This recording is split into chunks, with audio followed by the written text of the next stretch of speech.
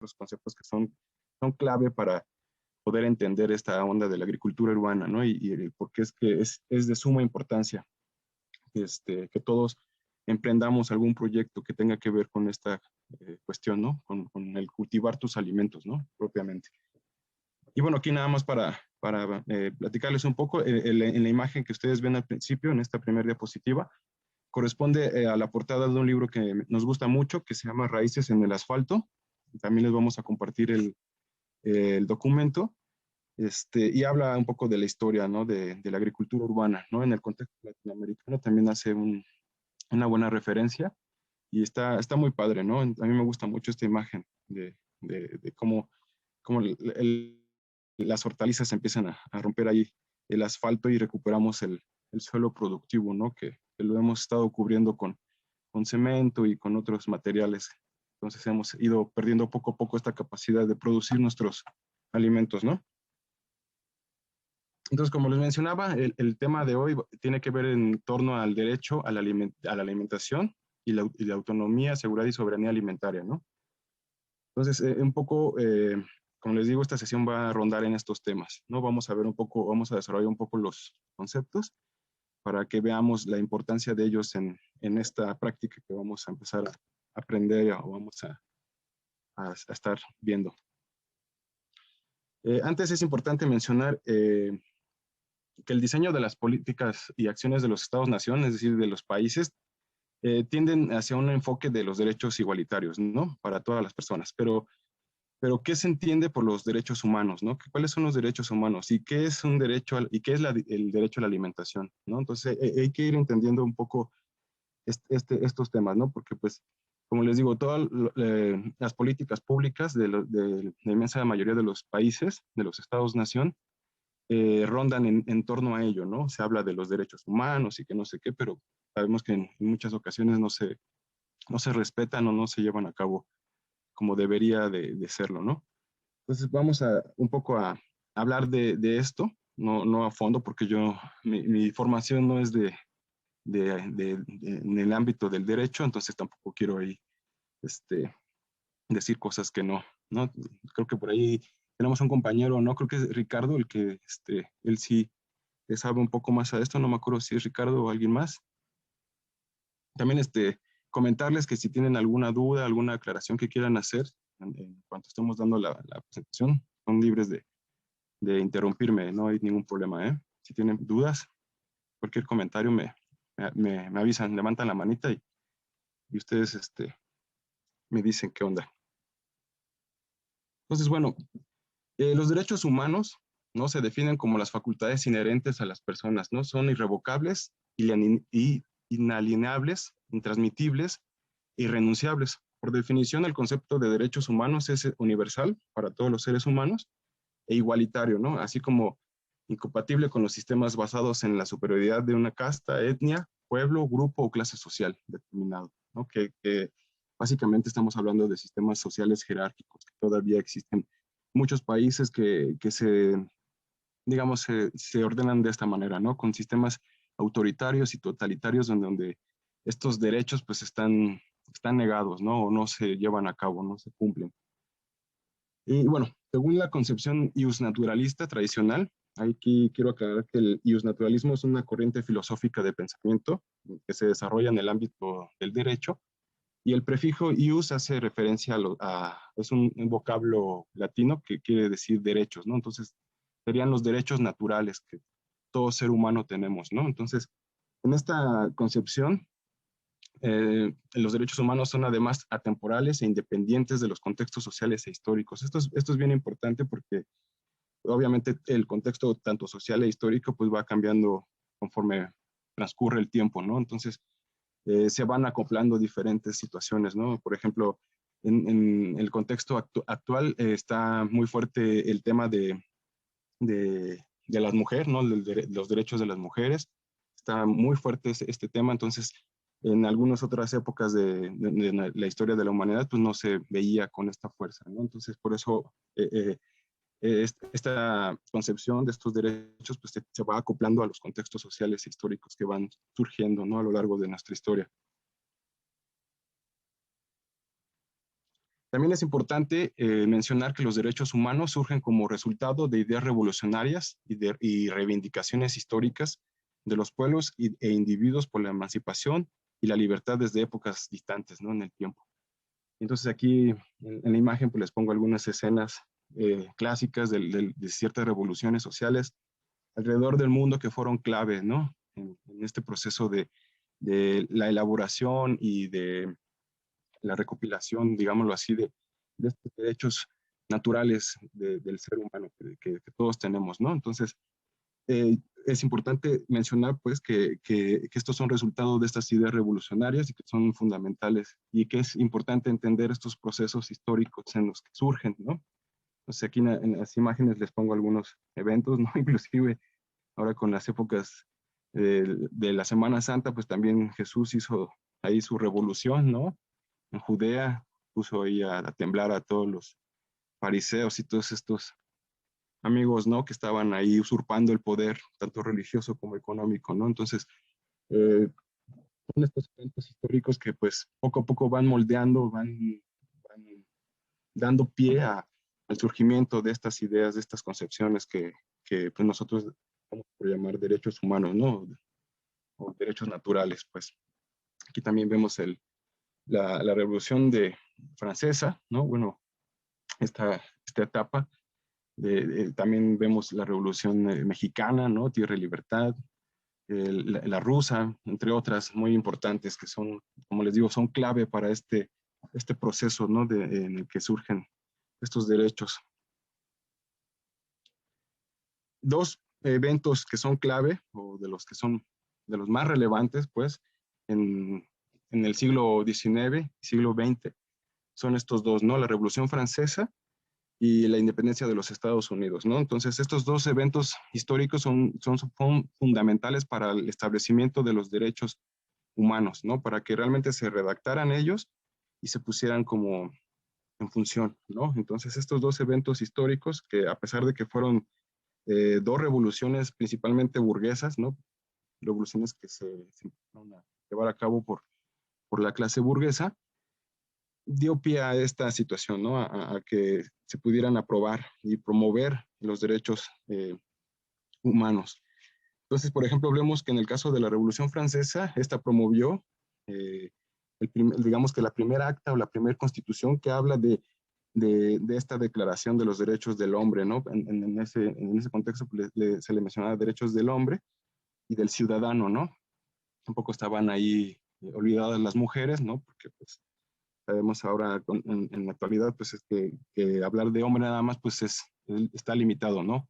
En el sentido de que no está incluyendo a la mujer en ese sentido, ¿no? Pero bueno, a pesar de esta limitación, pues es este evento, la Revolución Francesa y la constitución de sus derechos, que pone como el ejemplo, ¿no? A nivel mundial para que empiece a darse este proceso en los demás países.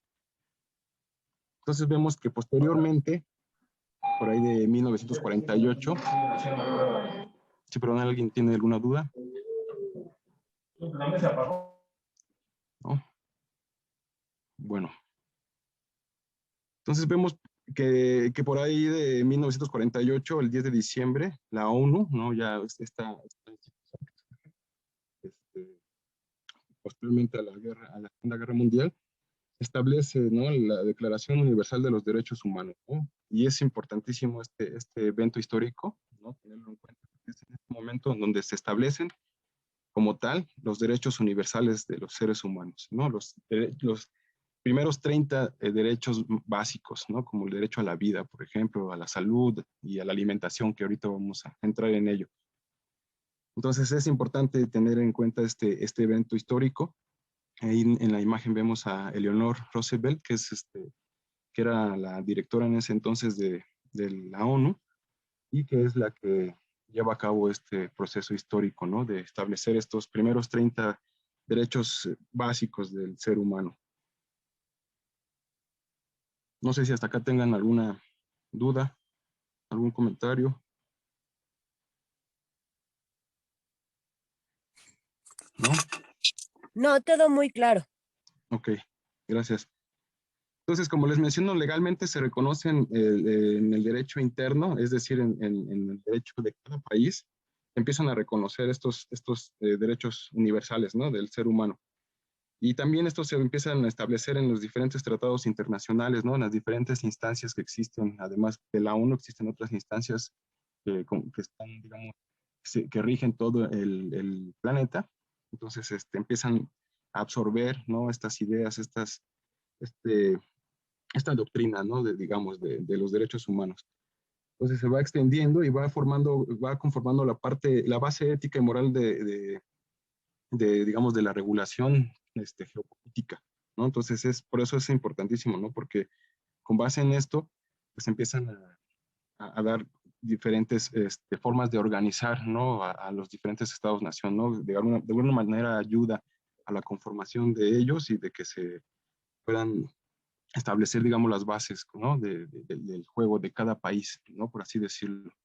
Entonces, esto es fundamental y también tener en cuenta que, como les decía, hay países que todavía no llevan a cabo estos procesos, ¿no? Y vemos que al interior de estos países, pues muchas veces hay digamos, muchas problemáticas, ¿no? Muchas problemáticas sociopolíticas. Pero bueno, no vamos a entrar en detalles. Entonces, mencionar que de los derechos, de la Declaración de los Derechos Humanos, como les decía, se reconocieron 30 derechos, ¿no? Y todos ellos tienen las características de universalidad, ¿no? Es decir, todo ser humano, donde esté, en la nación en la que esté, tiene derecho a ello, ¿no? Tiene estos 30 derechos básicos, sea donde sea, aunque estés en un país que no se cumplan, que no se rijan por este tipo de, de cuestiones, aún así tú tienes esos derechos, ¿no? Entonces, esto habla de la universalidad.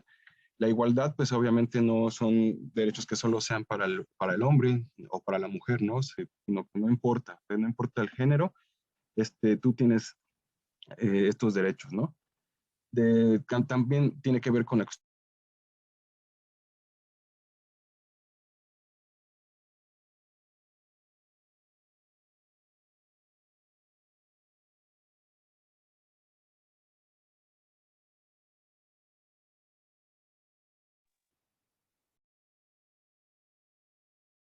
dependencia, ¿no? Es decir, que uno depende del otro, no son recíprocos, muchos de ellos, y indivisibilidad, ¿no? O sea, que no es que nada más una pequeña fracción de ese derecho, ¿no? Digamos, del derecho a la alimentación, de que nada más te toca una ración, sino que no, tiene que ser completo, ¿no? Y ahorita lo vamos a ver para que se entienda a qué me refiero, ¿no? A qué me refiero con esto de que es completo, ¿no? Que no es solo una fracción de este derecho.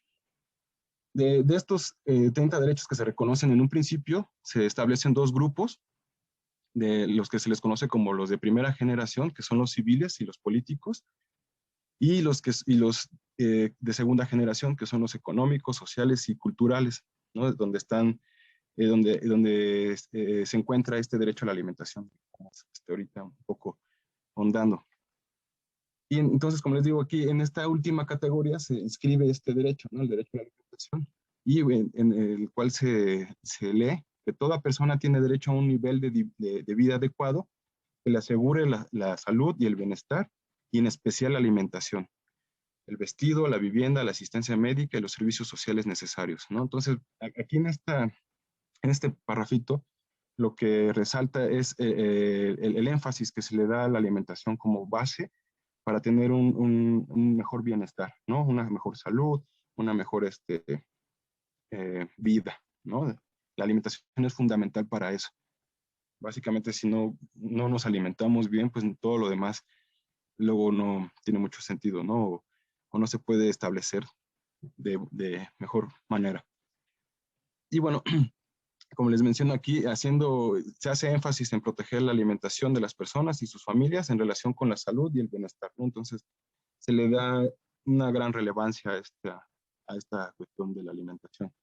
Y es fundamental entenderlo, ¿no? Porque hemos visto que a lo largo de nuestra historia hemos conocido casos de hambrunas, ¿no? Hambrunas generalizadas, por ejemplo, en África, que se ha visto todavía en décadas ya más modernas, por así decirlo. En los 80, 90 veíamos esta situación, ¿no? De la mala alimentación. ¿no? Que pues se tenían las condiciones para que no fuera de esta manera, pero bueno, tiene que ver ahí también con otros problemas sociopolíticos, no solamente con la cuestión agrícola, ¿no? Pero bueno, no vamos a entrar en estos detalles. Ahora bien, es importante entender estos conceptos que les mencionaba al principio, ¿no? De los que vamos a estar manejando, ¿no? Uno de ellos es la autonomía alimentaria, la cual es la capacidad para generar alimentos básicos que permitan obtener y ahorrar ingresos suficientes para adquirir otros productos que no se puedan producir en el lugar, ¿no? Esto un poco aplica a las personas que se dedican a la producción, ¿no? A los pequeños productores, que sus producciones son principalmente para autoconsumo, ¿no? Entonces, este concepto de autonomía alimentaria un poco va más para estas personas, ¿no? Porque, como dice aquí, ellos producen ciertos alimentos básicos que les permiten, ¿no? Consumirlos y además ya sea venderlos o intercambiarlos por otros productos que ellos no pueden producir, pero que les permita completar su canasta básica, ¿no? Su dieta. Entonces, ¿cómo se llama? Este concepto está más relacionado a estas personas. Sin embargo, este concepto también se está extrapolando al contexto urbano, porque esa es la idea, ¿no? Que tú tengas cierta autonomía alimentaria, que tú puedas producir cierta cantidad de alimentos en tu hogar, tal que te permita ahorrar ingresos y que este ahorro de ingresos te ayude a poder acceder a otro tipo de productos que tú a lo mejor no puedes producir, ¿no? Por así decirlo. Pues esto no se reduce solo al campesino, ¿no? Es lo que quiero decir, ¿no? O sea, por eso se retoma y por eso es importante tenerlo en cuenta, porque no solo los campesinos, a pesar de que está más relacionado a ellos, este, también podemos nosotros hacer uso de esta autonomía alimentaria, ¿no? A pesar de que vivamos en un departamento, en el contexto urbano, pues, ¿no? Ahora, el autoconsumo. Esto se refiere a la circunstancia en la que una persona o grupo de personas utiliza los bienes y servicios, por ejemplo, los alimentos, que ella misma produce o genera, ¿no? Para satisfacer sus propias necesidades en lugar de vender dichos productos en el mercado. Entonces, el autoconsumo básicamente es aquel productor que es capaz de producir la inmensa mayoría de sus alimentos, ¿no? O de su dieta básica. Entonces, eso tiene que ver, ¿no? El autoconsumo es principalmente ese tipo de personas, ¿no? O sí, de grupos sociales, ¿no? Porque no nada más es que es un grupo familiar, sino que a lo mejor hay una comunidad que, que se dedica a la producción, a los policultivos, bueno, a producir diferentes cosas y toda esa comunidad pues, tiene este autoconsumo y son asimismo autónomos, ¿no? Tienen una autonomía alimentaria. No sé si los estoy haciendo bolas, si queda claro. No, todo muy claro. ¿Sí? Sí, todo claro. Entonces, un ejemplo que o que nosotros les queremos poner respecto a esta onda del autoconsumo es nuevamente este tema de la milpa mexicana, ¿no? Entonces, ahí vemos que además del autoconsumo también satisface este concepto de la autonomía alimentaria, ¿no? Decíamos que en la milpa mexicana pues es posible cultivar diferentes especies que van a contribuir de maneras distintas a tu alimentación, ¿no? El maíz, el frijol, la calabaza, el chile, los quelites, el cuitlacoche, ¿no? Que son diferentes, ya estamos hablando de diferentes, incluso de diferentes dominios de la vida, ¿no? Los hongos y las plantas pues son completamente distintos. Entonces, vemos cómo se establecieron en un principio estos sistemas, ¿no? Estos agroecosistemas que se les conoce en la actualidad, que eran fundamentales para abastecer la canasta básica de las personas, ¿no? Entonces el autoconsumo se daba con este tipo de sistemas, ¿no? Entonces ahora lo que nosotros queremos replicar en cualquier contexto es tratar de hacer esto, ¿no? Tratar de generar policultivos que permitan este autoconsumo y esta autonomía alimentaria. Entonces también esto está muy relacionado con la economía de subsistencia, ¿no? El autoconsumo. La economía de subsistencia es aquella en la que cada individuo o familia produce lo que consume. Si se generan excedentes, se venden o intercambian mediante el trueque, por ejemplo, u otros sistemas de intercambio. Y siendo este último el más común, ¿no? El trueque es, digamos, el sistema de intercambio más más común que se establece en estos sistemas de subsistencia, en esta economía de subsistencia. La economía de subsistencia se basa en la caza, por ejemplo, en la recolección, en la agricultura, la pesca y la ganadería. Y esto permite obtener los alimentos y vestimentas de las personas, ¿no? Realmente son ellos los que se abastecen de todo ello. Inclusive, como digo aquí, de las vestimentas, ¿no? No requieren de la industria textil para este proceso. Y también otras actividades desarrolladas son la artesanía y la extracción forestal. Esto que les menciono es muy importante porque en nuestro país, en países como el nuestro, en el mexicano, y en casi todo el contexto latinoamericano, esta economía de subsistencia es la que persiste con mayor fuerza, ¿no? Si ustedes salen a provincia, se van a encontrar que este tipo de economía de subsistencia es la que más está ahí presente, ¿no? Más que las grandes empresas y las grandes cadenas, ¿no? Como veíamos en el sector agrícola, esta economía es la que más mueve, digamos, ¿cómo decirlo? Sí, pues el sistema económico, por así decirlo, ¿no? O sea, también es desde ahí, porque aquí no están incluidos, por ejemplo, aquí en esto que les menciono, no están incluidos las tienditas y todo este tipo de, de unidades económicas que son importantes. Ahora bien, otro concepto importante es la seguridad alimentaria. Se dice que existe seguridad alimentaria cuando todas las personas tienen en todo momento acceso físico y económico a suficientes alimentos, los cuales deben de ser inocuos y nutritivos para satisfacer sus necesidades alimenticias y sus preferencias en cuanto a los alimentos, ¿no? A fin de llevar una vida activa y sana.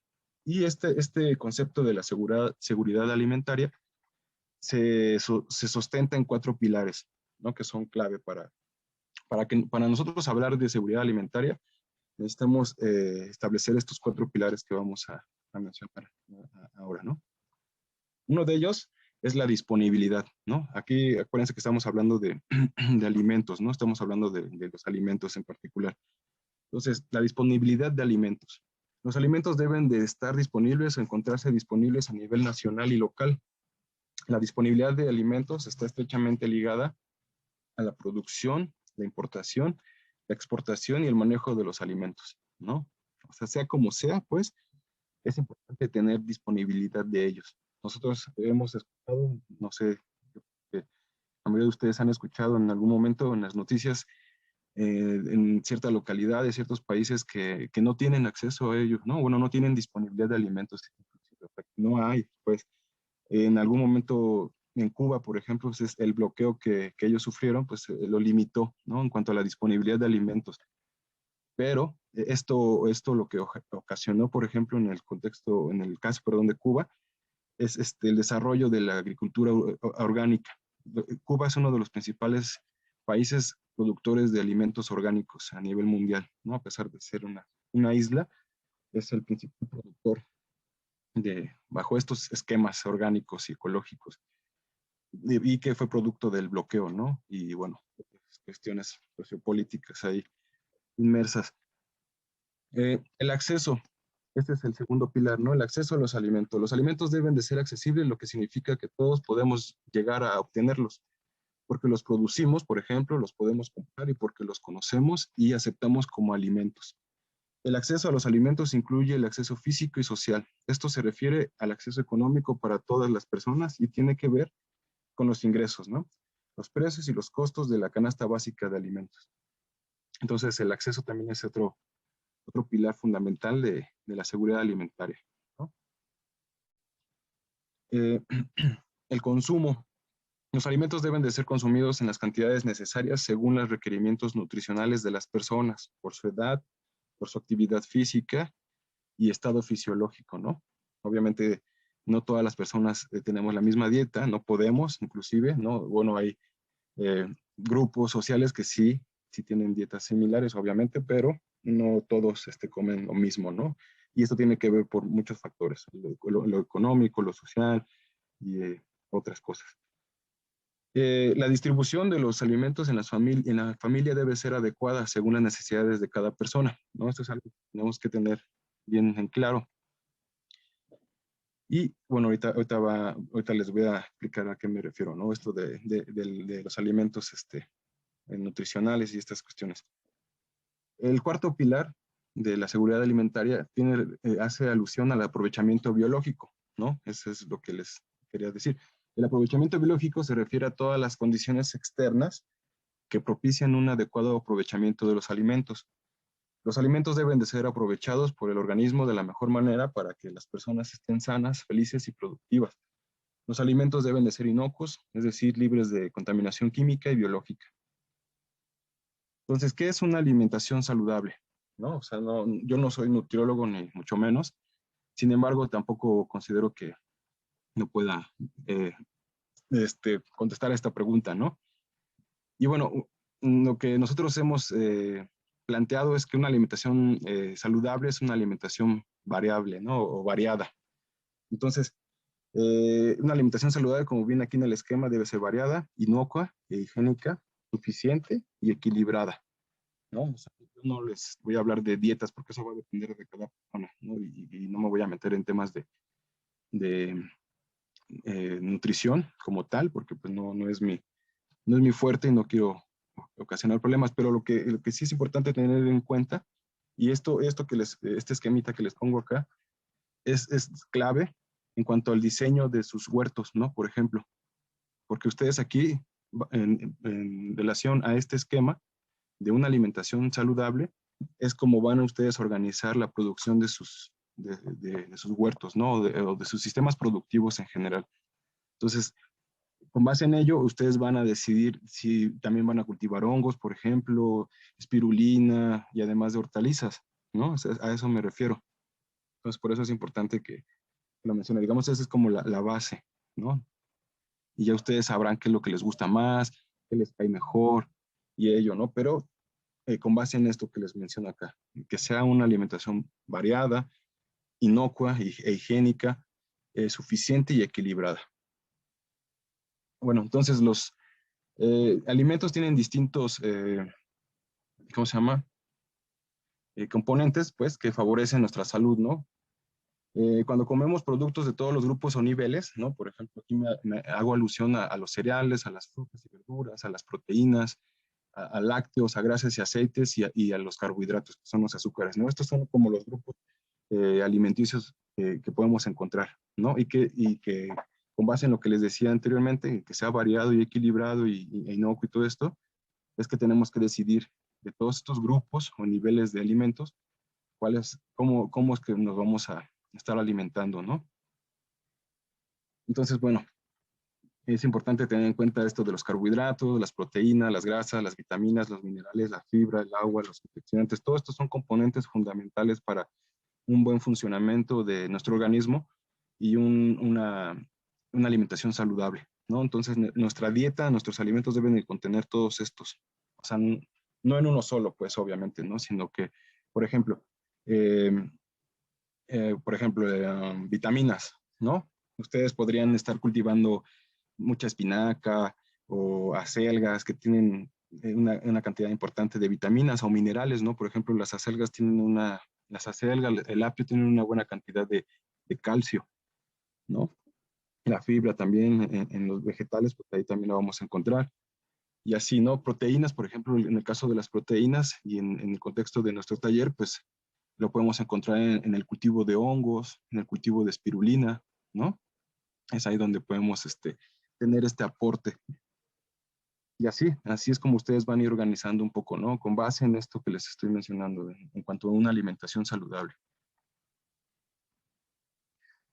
Ahora bien, ¿qué tipos de alimentos hay, no? Principalmente.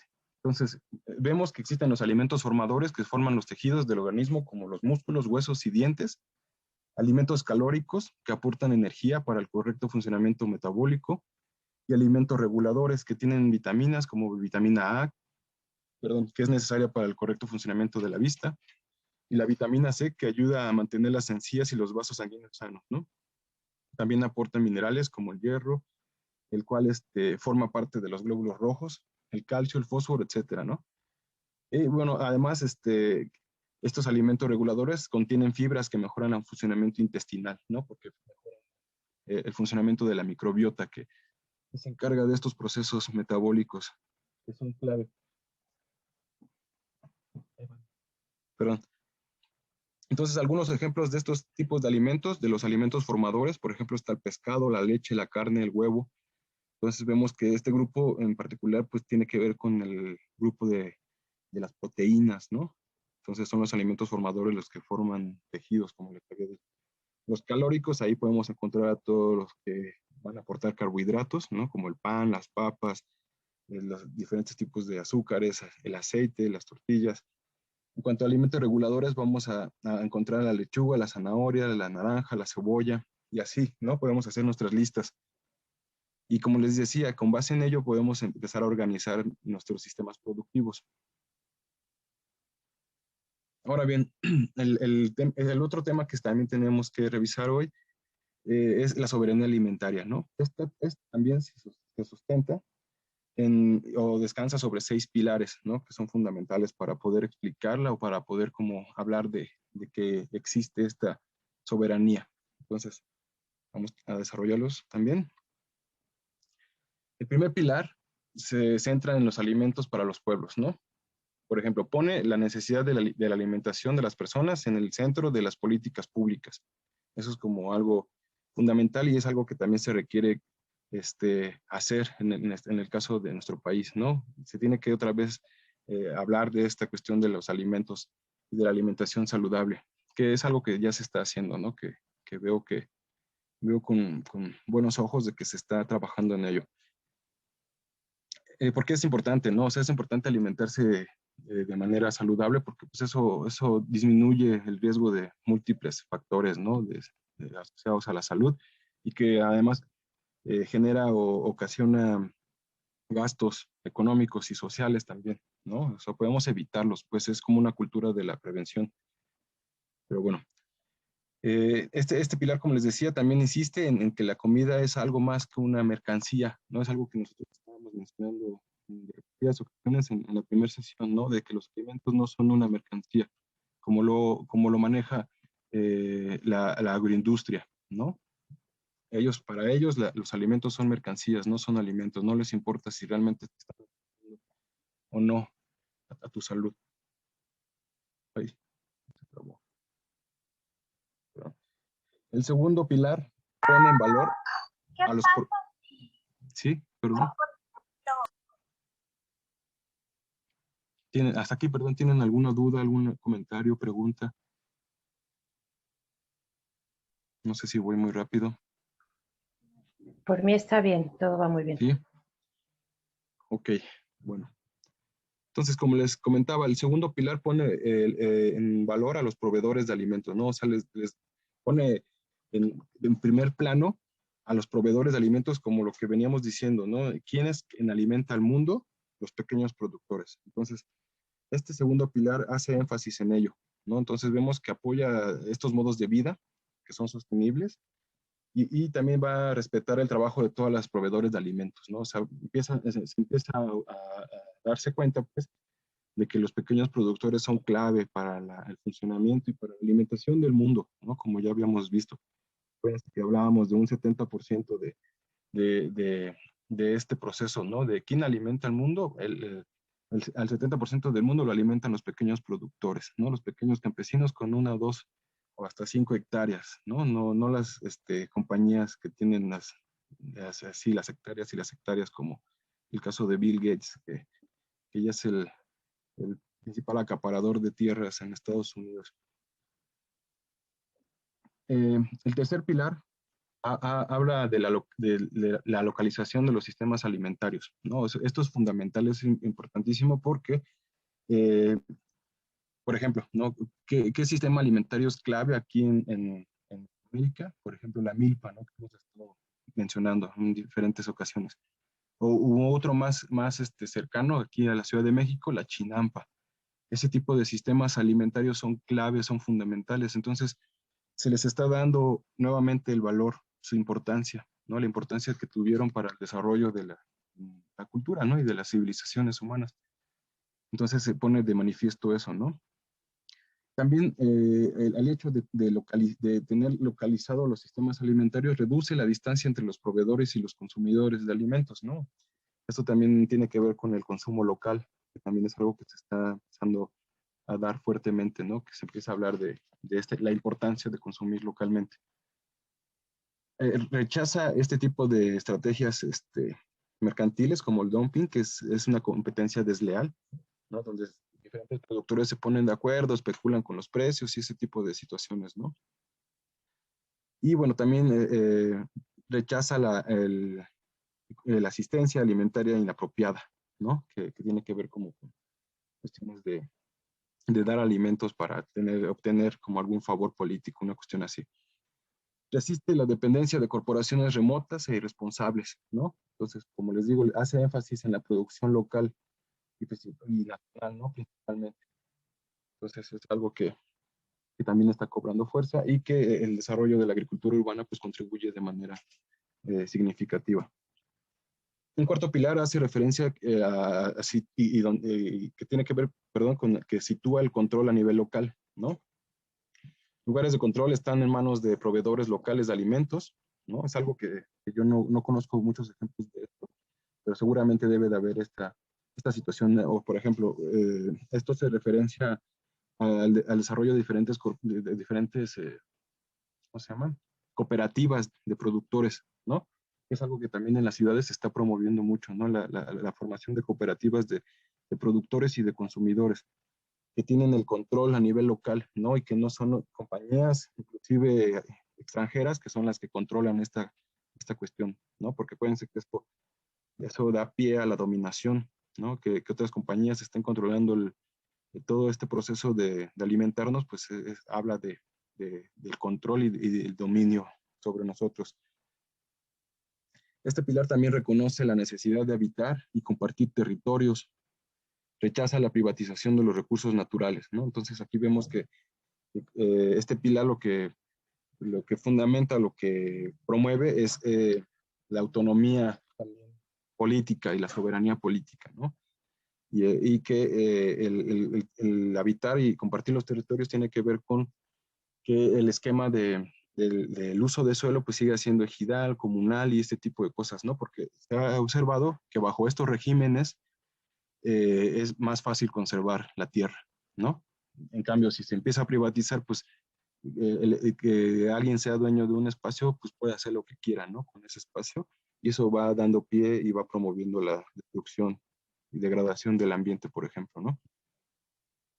Entonces es importante tener en cuenta que el derecho a la tierra, ¿no? Que es otro derecho fundamental, pues es también clave en esta cuestión del derecho a la alimentación, que también se está retomando, ¿no? Este pilar que les comento tiene que ver con eso. El quinto pilar promueve el conocimiento y las habilidades.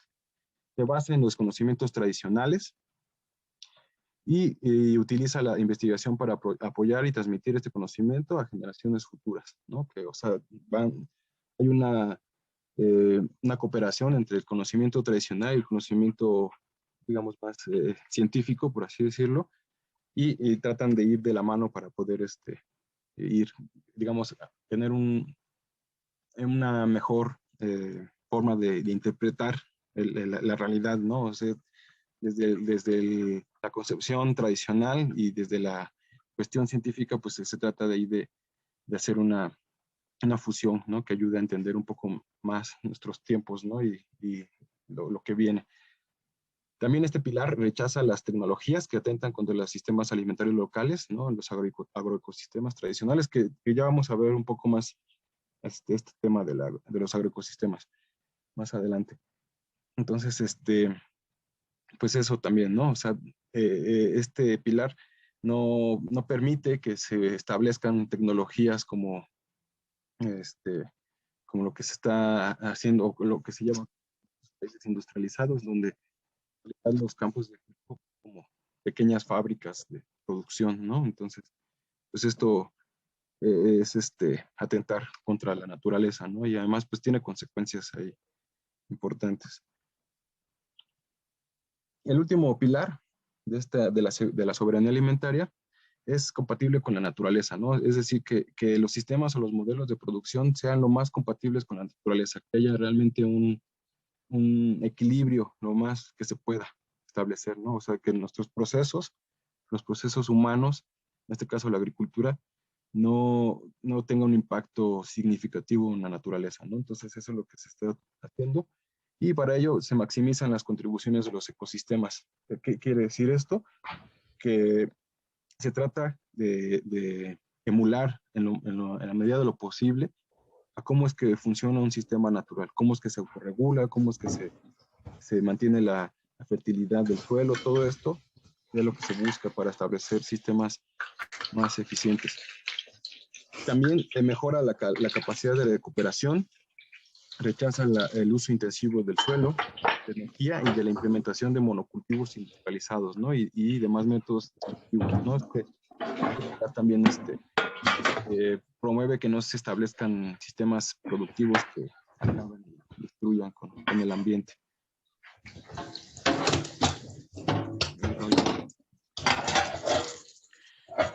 Perdón.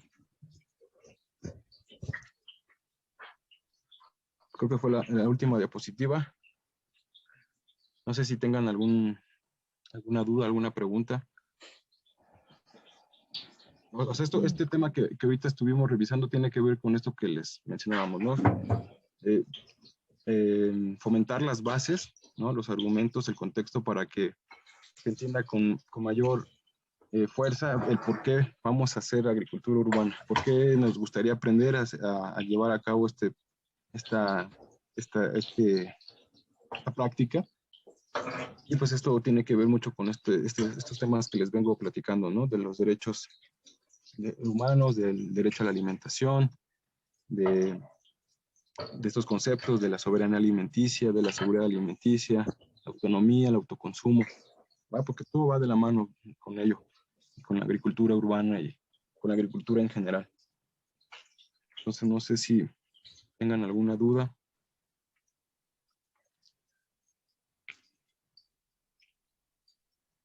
Comentario. ¿Se entiende bien este tema? Sí, todo muy claro. De hecho, bueno, nos deja para hacer una gran reflexión, ¿no? Sobre cómo se ha llevado actualmente toda nuestra parte de consumo y que pues hoy por hoy pues sí tenemos que hacer conciencia en empezar con nuestro granito de arena para hacer que las cosas cambien un poco, ¿no? Sí.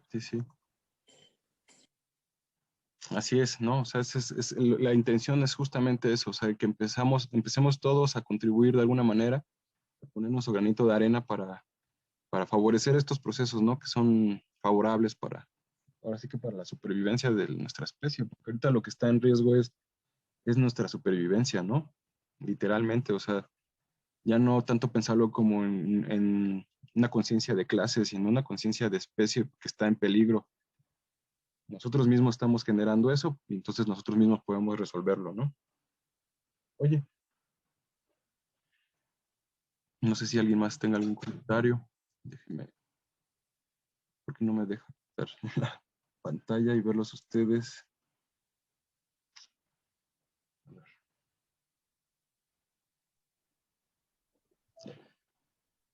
Bueno, Entonces, pienso sí, que si bien están sí, estos pilares que están favoreciendo esta como autonomía alimentaria, pues bueno, hay como mucho que hacer, ¿no? Todas estas empresas como Monsanto, como esas grandes agroindustrias que finalmente están obstaculizando esto. ujú, Bueno, sé que hay también instituciones que están constantemente en la lucha, pero pues no, yo no veo como para, digo, claro, poner mucho granito de arena y por eso creo que muchos andamos por acá, pero ujú. no veo como para cuando realmente haya eh, eh, pues acciones que verdaderamente paren a estas industrias tan voraces, ¿no? Sí, claro, sí, ese pensamiento también ha sido recurrente en mí porque viendo toda la gravedad del problema digamos, con el monstruo que uno pelea, sí dudas, ¿no? De que realmente funcionará, realmente, pero lo importante es ver que sí, ¿no? O sea, y hay argumentos suficientes para ver que este es el camino, ¿no? En realidad, y seguir el esquema de la agroindustria, por ejemplo, pues lo único que va a conllevar es que esto pues reviente, ¿no? Y que nos vaya mal, ¿no? De por sí ya los daños que se han generado a raíz de ello, pues son ya evidentes, ¿no? Entonces, yo lo que les recomendaría en ese caso es que no pensarse o no en el sentido de la competencia, ¿no? Nosotros no vamos a competir con Monsanto ni con ninguna de estas industrias, porque no es la idea, que ahí vamos a perder, ¿no? Ponernos al Sansón con las patadas, en ese caso no nos va a favorecer. Entonces, pensar lo que lo hacemos por otras cuestiones, no por parar a esta industria, sino por empezar por nosotros, ¿no? O sea, por nuestra familia, por nosotros como individuos, y poco a poco ir construyendo este tejido que se requiere. Y yo estoy seguro que se va a lograr, ¿no? O sea, ya hay evidencias, como les digo, de que está funcionando y de que sí está poniendo a pensar al menos a estas industrias, ¿no? En cómo es que tienen que seguir haciendo las cosas. Claro, no, totalmente de acuerdo. Y yo, bueno, no sé si les había comentado, estoy ahí, tengo ya unos meses haciendo un huerto familiar y, y bueno, en verdad ha sido una experiencia increíble, ¿no? Familiar y todo, y el trabajo con la tierra, etcétera. Y es muy pequeñito, pero ahorita pienso y digo, o sea, esto, ¿cuándo me puede dar un poco para autoalimentarme? Porque en verdad, o sea, ahorita tengo 7 chiles poblanos, ¿no? Unos cherries que están dándose, tuve unas zanahorias, pero digo, yo no puedo, o sea, es una parte de lo que estoy haciendo y bueno, me encanta y lo disfruto y creo que ahí voy aprendiendo cada vez más. Yo digo, híjole, llegará un momento en el que pueda yo producir mis alimentos pues no en un porcentaje, pues como más considerable, ¿no? Que bueno, pues a fin de cuentas es a lo que voy. Sí, sí, sí. No, y te digo, son dudas bastante razonables, ¿no? Porque sí, también nosotros nos preguntamos lo mismo, ¿no? Y es parte de ir explorando este camino, ¿no? ¿Cuánto espacio requieres? ¿Qué técnicas y métodos requerirías aprender para poder justamente llegar a este punto, ¿no? Y el taller un poco va en ese sentido, ir buscando y explorando métodos y formas que nos permitan acceder a la autonomía y también tener en cuenta que no es al 100%, ¿no? Siempre, o sea, cuando nosotros hablamos de soberanía alimenticia, por ejemplo, a nivel nacional, estamos hablando que el país es capaz de producir al menos el 70% de sus alimentos, ¿no? Del 60 al 70%. Ahí hablamos de autonomía, ¿no? Porque no somos capaces de producir todo, tampoco. Ni a nivel individual lo vamos a lograr, pero sí un porcentaje significativo. Eso es lo que también tenemos que ir haciendo este ejercicio mental, ¿no? O sea, de que no es el 100%, ¿no? Porque a lo mejor a mí se me antoja tener trufas, ¿no? Pero aquí en mi departamento, pues, ¿cómo? ¿Sí me entiendes? Entonces no es eso, no aspiremos a eso Claro. también, o sea, hay que utilizar hay que pensar en que pues hay cosas que no vamos a poder ser capaces de producir en nuestro contexto, ¿no? Pero que eso Claro, y nos va a ir lo que permitiendo. proponías, lo que decías hace rato, ¿no? Esta parte del trueque entre comunidad, que también es como Exacto, súper viable. A lo mejor no vamos a ser autónomos 100%, pero sí poder colaborar con eh, pues, pues con tu comunidad, ¿no? Para quien produzca otras cosas, poder intercambiar. Sí, me encanta. exactamente. Gracias. Sí, sí, sí. No, de qué. Ale. Pues no sé si alguien más tenga algún comentario de esta parte, porque vamos a entrar a la parte un poco más práctica. Karen nos va a hacer favor de apoyarnos en esto, que es la parte de hortalizas. No sé si no sé cómo dejar de presentar mi pantalla, se trabó mi computadora. Este, bueno, no sé si vas a empezar, Karen, con esta parte. ¿Estás ahí? No te veo.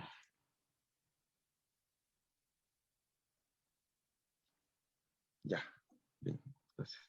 Sí, Alan, ya te saqué, perdón. Sí, es que quién sabe, se trabó mi compu. Gracias. Sí, pues, bueno, justo para dar continuidad un poquito ay, ya me trabé yo también.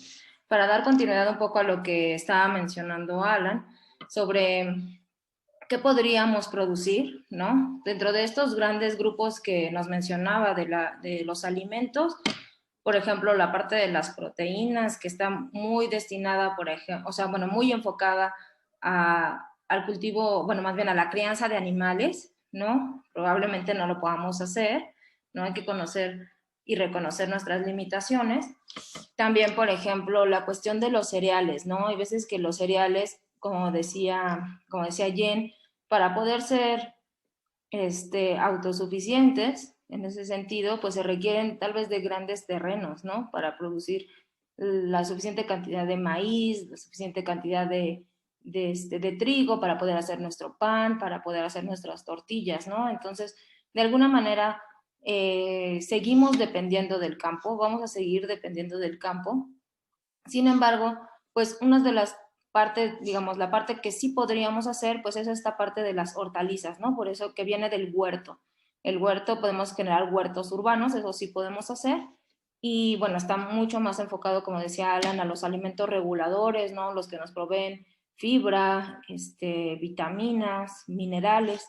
Entonces vamos a hablar justamente de estas especies, ¿no? Que son las hortalizas. Entonces, digamos que por definición, las hortalizas son cualquier planta herbácea que podemos producir en nuestro huerto, ¿no? Que se puede utilizar como alimento, ya sea crudo o cocido. Y se hace una diferencia entre hortaliza y verdura, ya que la verdura es solo la parte comestible, ¿ok? Entonces, por ejemplo, miren, esta es una papa, ¿no? Esta que está acá es una papa, entonces esta es una hortaliza. Sin embargo, de la papa solo nos comemos, pues, sus tubérculos. Entonces, esta sería la verdura, ¿no? La verdura es esta papa, pero no todas las hojas. Y ya vamos a hablar cuando hablemos un poquito más de las familias de las hortalizas. La papa pertenece a las solanáceas, ¿no? Entonces, esta papa, pues, estas hojas no nos las podemos comer. Y ya veremos por qué, ¿no? Pero bueno, digamos, dentro de esta clasificación de hortalizas y verduras, teniendo las verduras como la parte comestible que vamos a poder aprovechar, pues se puede dividir justamente por qué parte de la planta estamos comiendo, ¿no? Entonces, hay hortalizas, ¿no? O verduras, las cuales aprovechamos los tubérculos, como las papas, como el betabel, como los rabanitos, ¿no? Dentro de esta clasificación que es española, incluyen a las setas, ¿no? Como verdura, pero bueno, sabemos que no es una planta, ¿no? Es un hongo que podemos aprovechar y aprovechamos pues el cuerpo fructífero, ¿no? Que son estos los sombreritos, ¿no? Podemos aprovechar también algunas partes que son los bulbos como las cebollas, como los ajos. Lo que estamos aprovechando aquí es la parte inferior del tallo, es el tallo abultado. Entonces estos bulbos, les decía, los podemos reconocer como cebollines, ¿no? Las cebollas, los ajos. También nos comemos inflorescencias. Esto quiere decir, son las flores. En inflorescencia quiere decir que son muchas florecitas en una, ¿no? Digamos, en un solo lugar. Entonces, las inflorescencias que nos comemos, por ejemplo, el brócoli, ¿no? También hay otras partes de las plantas que nos comemos, como las semillas, cuando comemos maíz, cuando comemos chícharos, ¿no? Ejotes, de ahí aprovechamos las semillas. Las raíces, ¿no? Como la zanahoria es una raíz. Las hojas, ¿no? Que es más fácil que las identifiquemos así, como las lechugas, las espinacas, las acelgas, los frutos como los jitomates, ¿no? Tallos como los espárragos. Entonces, bueno, ustedes pueden ver que hay diferentes partes que se pueden aprovechar de las plantas, ¿no? Hay algunas hortalizas de las cuales se aprovechan más de una parte, ¿no? Tal es el caso, por ejemplo, de la calabaza. La calabaza aprovechamos sus frutos, ¿no? Las calabacitas, aprovechamos sus semillas como pepitas, también nos las comemos, aprovechamos sus flores cuando nos hacemos una quesadillita, ¿no? De flor de calabaza. Y en algunos casos, en algunas regiones, incluso aprovechan sus tallos, ¿no? Que son estas pequeñas ramificaciones que les salen de donde se agarran, ¿no? Que se llaman zarcillos, con las cuales se agarran las calabazas. Bueno, yo creo que después de lo que nos comenta Alan, igual estamos como muy motivados a empezar nuestro huerto, ¿no? A ver qué podemos sembrar todo lo que se pueda, ¿no? Ayer apenas vi una película que, no sé, creo que Jean me recomendó, que es la de Mi Pequeña Gran Granja, o algo así se llama. Ay, sí, me encantó. Está súper linda porque habla justamente de una pareja que se muda de la ciudad al campo, pues ella motivada porque es chef, ¿no? Él es fotógrafo, pero justamente pues por la alimentación y etcétera, y entonces ven que su balcón pues les es insuficiente, ¿no? Y dicen, me tengo que ir al campo. Entonces, bueno, en esa película está muy lindo porque se ve que entre mayor diversidad tengamos, ¿no? Pues se va creando un ecosistema y las cosas van a fluir, ¿no? Si nosotros empezamos a generar otra vez monocultivos, ¿no? Que era una idea, cuando nosotros empezamos a hacer huertos urbanos, nos contactó un empresario y nos dijo, yo quiero hacer una especie de ecoaldea, ¿no? Aquí en mi fraccionamiento. Y yo quiero producir solo lechugas y que mi vecino produzca solo jitomates y así, ¿no? Etcétera. Y que al final, o sea, sonaba bien en general, ¿no? O sea, como idea, y que en el centro tenían un pequeño parquecito y ahí pensaban intercambiar justamente los productos que cada uno generara, ¿no? Sin embargo, bueno, si ustedes tienen la oportunidad de ver esta película, la de Mi Pequeña Gran Granja, verán las dificultades de tener un solo cultivo, ¿no? O sea, empiezan a llegar muchísimas plagas específicas y entonces, pues eso además que va en contra justamente de diversificar nuestra alimentación, ¿no? Cae otra vez en este tipo de sistemas como los agroindustriales, ¿no? Entonces, bueno, yo les recomendaría que aunque sean poquitos, sean diversos, ¿no? Sí, Adriana. Fíjate, Karen, que nosotros tenemos ese problema en el camellón. La delegación llega y nos lleva plántulas, pero nos lleva de una misma especie. Y ese es el problema, la gran problemática son las plagas, pero sobre todo el desánimo de los compañeros, de que dice, pues es que yo no como acelgas y todo el camellón lo quieren poner de acelga. Me ponen estafiate y yo no sé ni qué es eso. Entonces tenemos ese gran problema, que ponen los monocultivos y por más que les explicamos, no nos entiende. Gracias. Uy, sí, pero yo creo que justo lo han estado viviendo, ¿no? O sea, esto muchas veces, a veces también es como de prueba y error, ¿no? Entonces, cuando ponen todo pura selga, pues van a ver que les caen muchísimos pulgones, ¿no? Y el hecho de no tener barreras justo de aromáticas, que ya vamos a ir viendo las asociaciones, ¿no? Cae en esto. Entonces, bueno, espero que ustedes no caigan en esto y que se pueda concientizar a esos compañeros que están haciendo esas prácticas, ¿no? Porque pues sí, la idea no es poner todo verde, ¿no? Sino como tratar de emular la naturaleza, recrear un pequeño ecosistema. Entonces, de esa manera ustedes van a encontrar los equilibrios y después, al principio es complicado, la verdad que sí es complicado. Parece muy sencillo poner a germinar una plantita y tenerla ahí en tu balcón, en tu azotea, pero no, sí es difícil. Pero después ya todo se hace solo, ¿no? Entonces, en esta motivación de empezar a hacer nuestro huerto, también quiero que sean pacientes, ¿no? Aquí les pongo el ciclo de vida del jitomate, ¿no? Que a lo mejor es uno de los cultivos que más utilizamos, ¿no? Pues lo utilizamos en salsas, en ensaladas. El jitomate está presente pues en toda nuestra ¿no?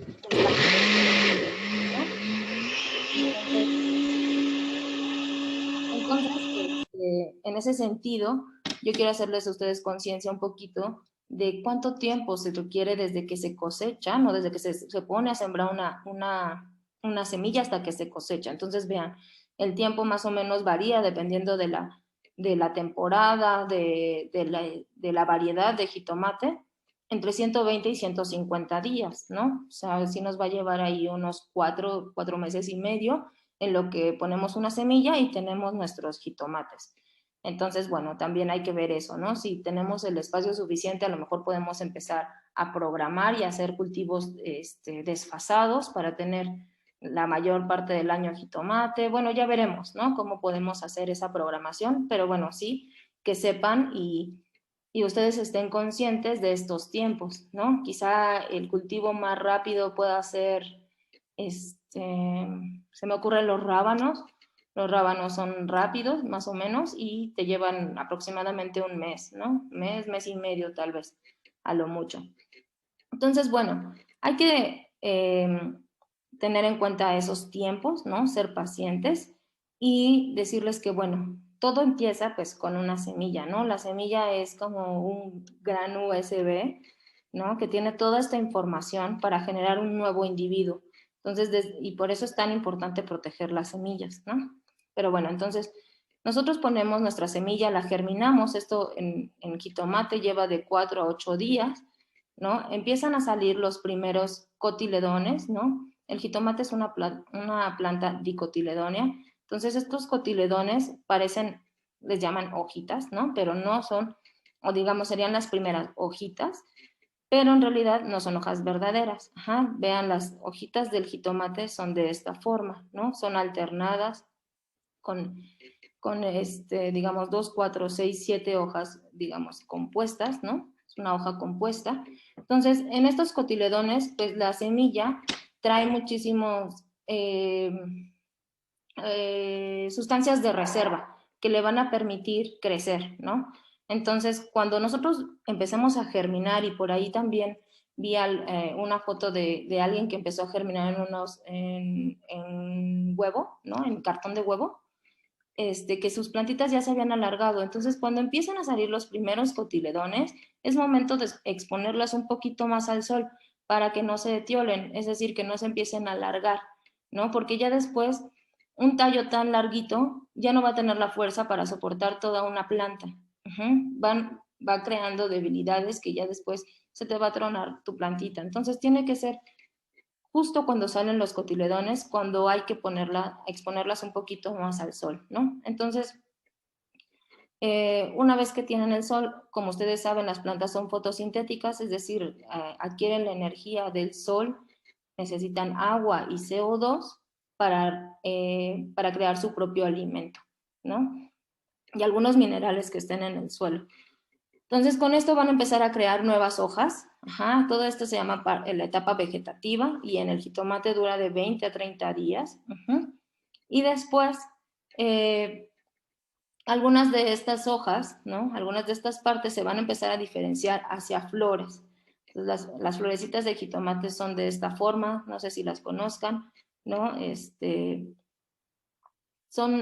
jitomate es uno de los cultivos con los cuales les recomiendo empezar, ¿no? Igual que la lechuga y el rábano, porque son muy sencillos y son muy nobles. En este caso, por ejemplo, las flores del jitomate se autopolinizan, ¿no?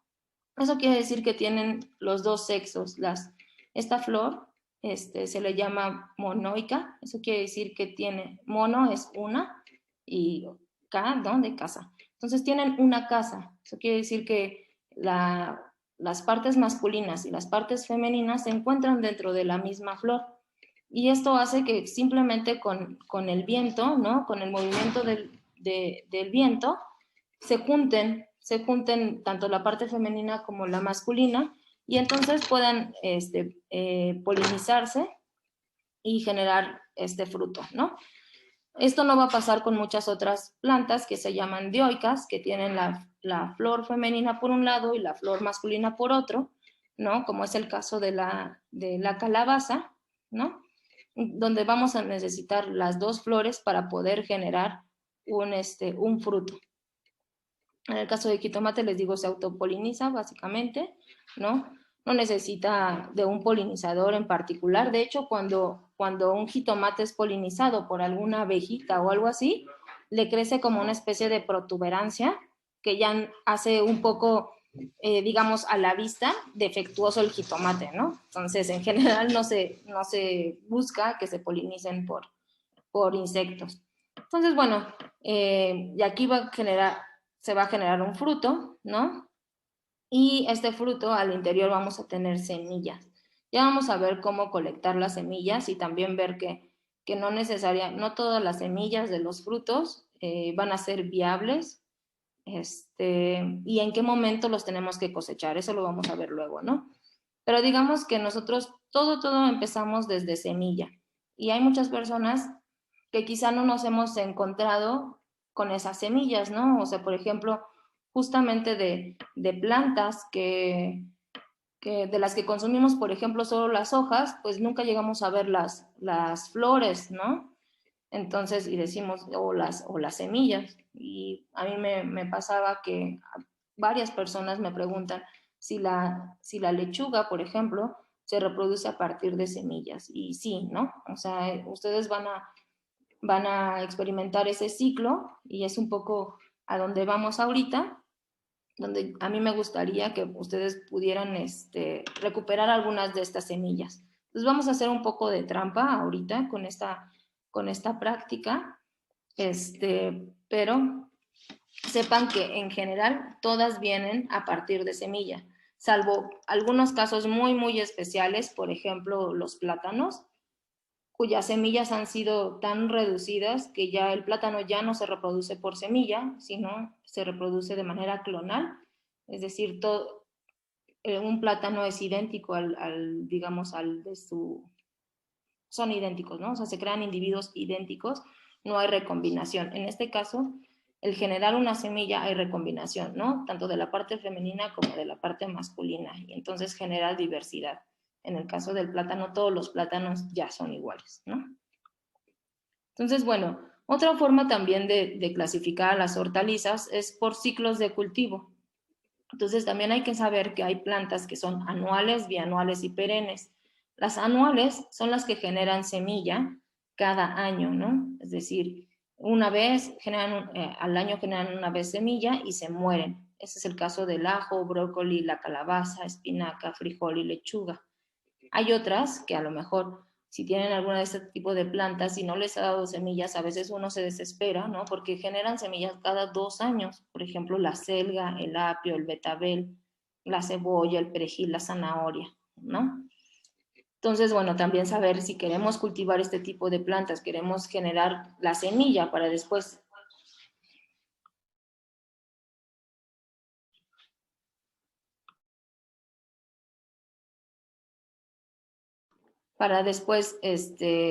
pues justamente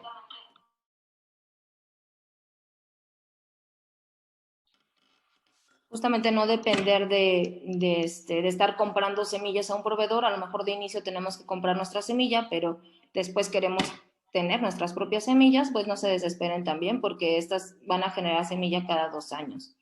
Hay algunas otras que se llaman perennes. Eso quiere decir que están, digamos que son permanentes, ¿no? Por ejemplo, las chayoteras. Una vez que nosotros tenemos un chayote que genera una buena cantidad de ramas, después nos puede seguir generando chayotes, ¿no? Los chiles también, las fresas, las jícamas, el tomillo, son de este tipo de plantas que son perennes, ¿no? Que van a estar en nuestro huerto durante mucho tiempo, ¿no? También hay que considerar eso, ¿no? Un espacio para ellos donde puedan estar ahí.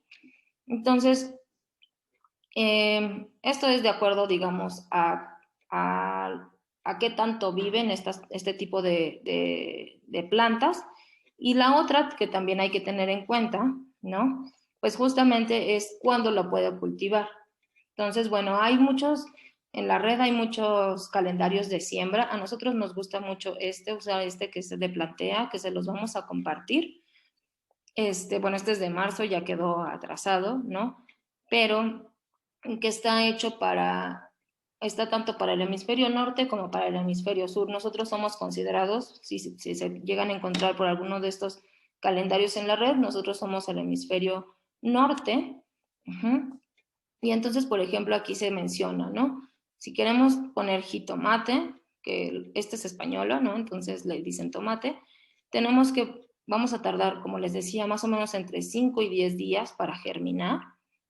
Aquí se recomienda que se haga en semillero. También vamos a ver cómo hacer los semilleros de manera sencilla. Y después cuando se puede trasplantar, ¿no? Aquí recomiendan cuando tenga 10 centímetros de largo la plantita, la podemos trasplantar y si queremos tener varios jitomates, hay que espaciarlas 40 centímetros entre una plantita y otra, ¿no? Entonces, estas mismas indicaciones están en cada una de las recomendaciones para las plantas que se producen en marzo. Si hay alguna que ustedes quisieran cultivar y que no se encuentre en este calendario, pues busquen cuál es su temporada de siembra, ¿no? Hay algunas que se ven favorecidas justo para sembrar en primavera, verano, otras en invierno. Entonces, pues para no hacerse la vida más complicada, empiecen por seguir estas recomendaciones, ¿no? Por ejemplo, la zanahoria es uno de estos cultivos que podemos tener muchísimos, ¿no? Si ven el espaciado entre planta y planta es de 7 centímetros, aunque vean que sí tarda en germinar. Entonces, bueno, vayan revisando estos recursos que nosotros les vamos a subir junto con esta presentación para que no se desesperen, ¿no? Y no crean que todos son semillas como los frijoles que germinan a los 4 o 5 días, ¿no? Como la lechuga o el jitomate, por ejemplo, la zanahoria tarda 14 días en germinar, ¿no? Entonces, no lo vayan a tirar, que digan, no, ya no funcionó, ya no germinó. Tener en cuenta eso, por ejemplo, vean el perejil, ¿no? También tarda un ratito. Entonces, bueno, esto es, por ejemplo, si queremos empezar a partir de semilla. Y les quiero recordar que vayan ustedes viendo qué tipo de plantas quieren cultivar, ¿no? Y vayan consiguiendo sus semillas. Pero mientras conseguimos las semillas, como les decía, vamos a hacer un poco de trampa, se llama reproducción vegetativa. La reproducción vegetativa es una estrategia que utilizan las plantas para propagarse sin tener que llegar a la semilla. ¿Okay? Entonces, esto por ejemplo es un típico modo de reproducción de las papas, ¿no? De los bulbos, por ejemplo la cebolla, ¿no? El ajo, algunos que se reproducen con rizomas, ¿no? Como los lirios, las fresas y otro tipo de plantas que a lo mejor ustedes saben, por ejemplo las rosas, se reproducen mucho por esquejes. Entonces, todos estos tipos, tubérculos, bulbos, rizomas, que este es un tallo que se extiende y que forma raíces. Los estolones, no sé si los han visto en las fresas o en algunas de estas plantas que les llaman malas madres, que dicen, ay, ya aventó a su hijito. Sí, yo he escuchado que dicen, ¿no? Ese es un tipo de reproducción por estolón, que es tallo. Y esqueje, que es a partir de una ramita, ¿no? Entonces, también existen los acodos, a lo mejor los han escuchado, ¿no? El acodo consiste en generar en poner una ramita, o generar un corte dentro de la rama para que genere raíces. Aquí se cubre con una bolsita con tierra. Los acodos también se pueden generar jalando una rama y enterrándola. Entonces la rama va a generar raíces y bueno, aquí podemos cortar y generar un nuevo individuo. También lo podemos hacer con solo la punta enterrada, ¿no? Aquí, por ejemplo, es un pedazo de la rama. Aquí lo hacen como en zigzag, ¿no? Hay diferentes formas de hacer acodo. El acodo en montículo, ¿no?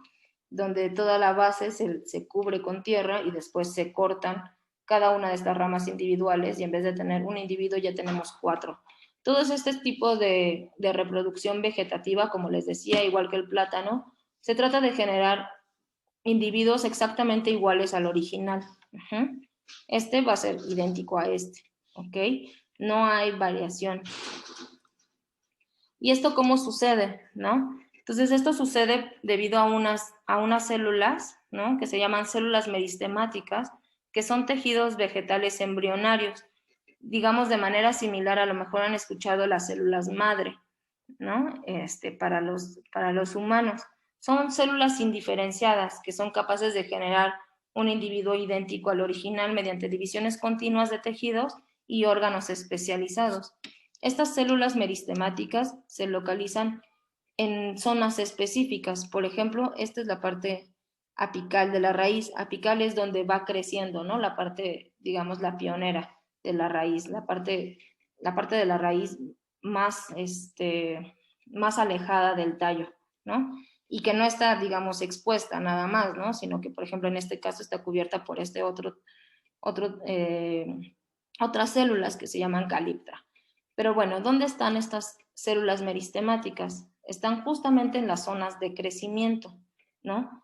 Por ejemplo, en la yema apical, justo en la parte de hasta arriba de la plantita, en los nudos, ¿no? Donde empiezan a salir hojitas, los nudos como tal, ¿no? Nudo, esto se llama nudo y entrenudo, sería aquí, ¿no? Están en los ápices de las raíces, ¿no? En las puntitas de las raíces. Este es el ápice de la raíz principal. Entonces, en todos estos puntos existen esta aglomeración de células meristemáticas.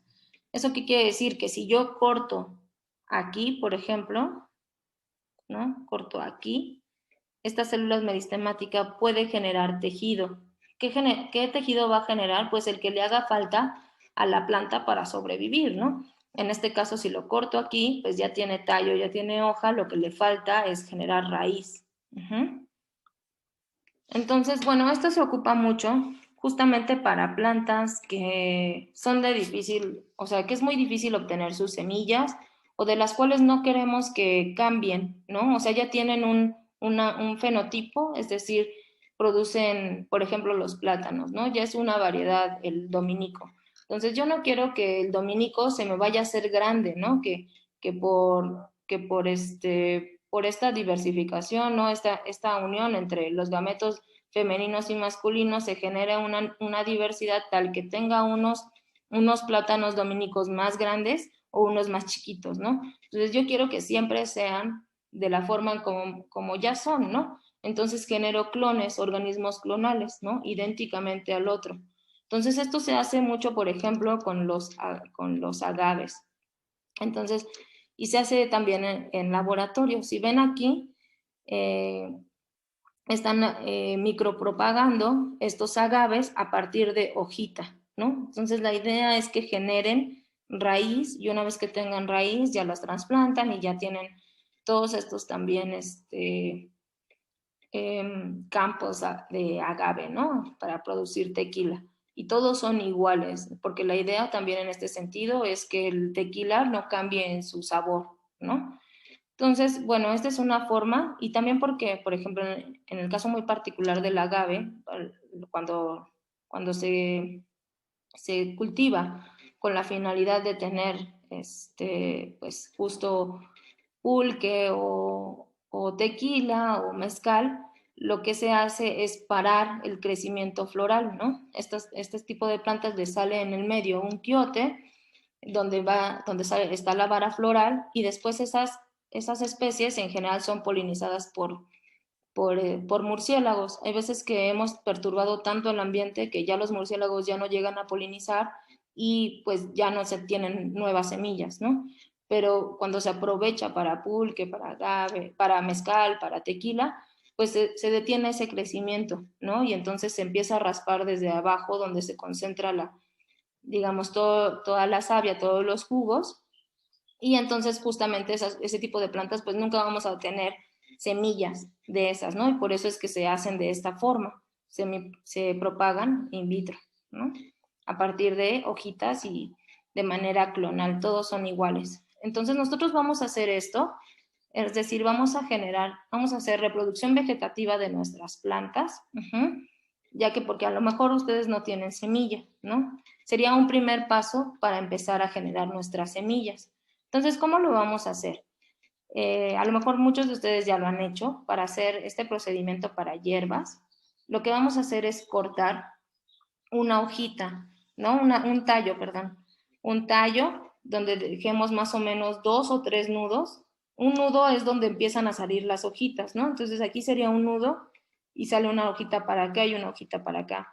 Aquí sería otro nudo, y aquí sería un tercer nudo. Entonces vamos a cortar las ramitas, Puede ser de tomillo, de albahaca, de cilantro, de perejil, hierbabuena, cualquiera de estas que ustedes puedan conseguir en el mercado o que tengan una vecina que tiene alguna de estas plantas, le dicen, regálame una ramita y la cortan, pero recuerden dejar al menos 2 o 3 nudos. ¿Por qué?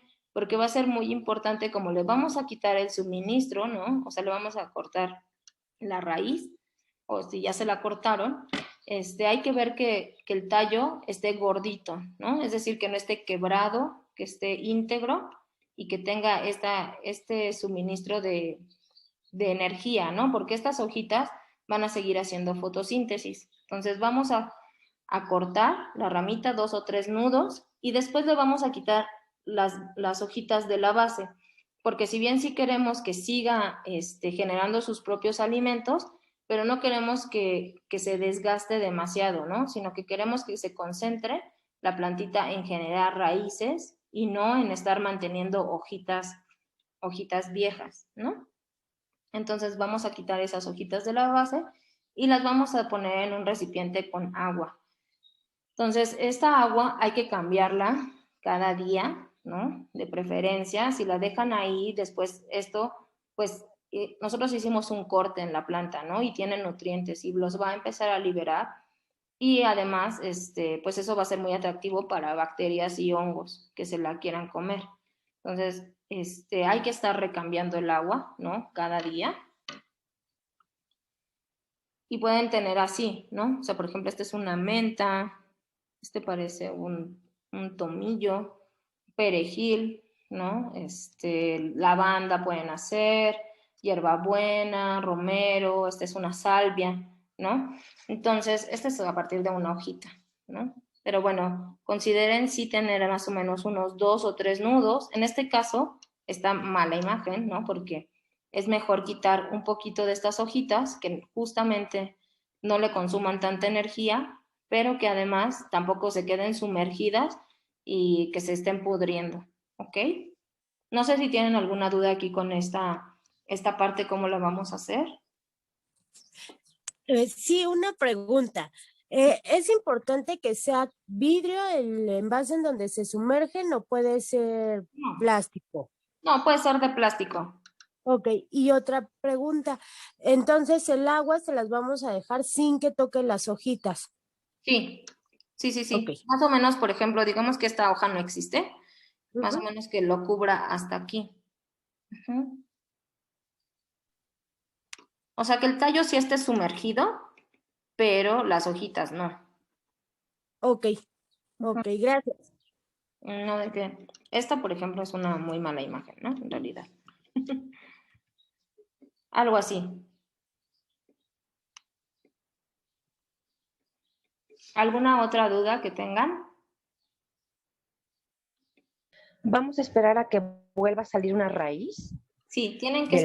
del tallo que le quitamos las hojas y que está sumergido en el agua. Tenemos que esperar a que salga una raíz. Exacto. Hay que esperar ahí, o sea, eso va a pasar eventualmente en más o menos 5 días, ¿no? Ustedes cámbienle el agua constantemente. Si ven que el tallo ya se hizo aguado, pues es que ya se les contaminó, ¿no? O sea, más bien ya las bacterias llegaron y se la comieron. Y eso puede ser o porque no le cambiaron el agua todos los días, o porque a lo mejor compraron la plantita en el mercado y ya venía un poco dañada. Entonces, un tallo debilitado, pues es muy fácil que con los cortes y con sumergirlo al agua, pues rápidamente las bacterias y los hongos lleguen para comérsela, ¿no? Entonces, bueno, esto es con respecto a las hierbas. También lo podemos hacer con otras verduras y hortalizas. Por ejemplo, en el caso de las lechugas, que ya ven que tienen su tronquito o su base, ¿no? Vamos a comernos nosotros las hojitas, ajá. Este es un apio, por ejemplo, ¿no? Entonces le vamos a quitar la parte de arriba y donde está el tallo, ajá, donde está lo más gordo, eso va a ir sumergido. Lo pueden poner así con estos palitos como se muestra aquí o lo pueden dejar así directamente en el plato, ¿no? No es necesario ponerle los palitos. Esto es para que no esté, digamos, tocando directamente con con la base del recipiente porque se puede estar contaminando, ¿no? O sea, se puede generar aquí un espacio como anóxico donde se favorece el crecimiento de hongos. Entonces, bueno, estos palitos son para eso, pero no tiene que ser necesariamente así.